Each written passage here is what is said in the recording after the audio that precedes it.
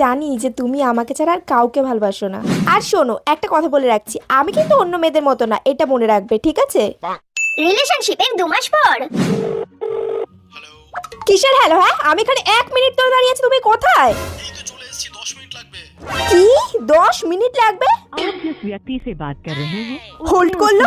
ও আমার phone hold করে দিল। The person হ্যাঁ বলো, একটা কল এসেছিল। এই তুমি আমাকে কোন সাহসে হোল্ড করেছো? হ্যাঁ, ইচ্ছা করে হোল্ড করেছি নাকি? কল এসেছিল তো। তোমার এত বড় সাহস, তুমি আমাকে হোল্ড করেছো? তোমার সাহস বেশি বেড়ে গেছে নাকি?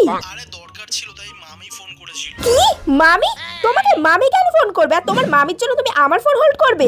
শোনো, আজকে তোমার ফোনটা আমাকে দেবে আর তোমার সমস্ত অ্যাকাউন্টে পাসওয়ার্ডটা আমাকে দেবে, ঠিক আছে? তারপর আমিও দেখছি তোমার প্রাইভেট স্পেস আবার কি, কোন মামির সাথে তুমি কথা বলো। আরে তুমি এত পাল্টে গেলে কেন? তুমি তো বলতে আমাকে প্রাইভেট স্পেস দেবে, আর তুমি নাকি অন্য মেয়েদের মতো না। শোনো, একটা কথা শোনো, সব মেয়েরা না একরকম, কোনো আলাদা নয়, বুঝেছো? প্রাইভেট স্পেস, তুমি আসো তাড়াতাড়ি, তারপর তো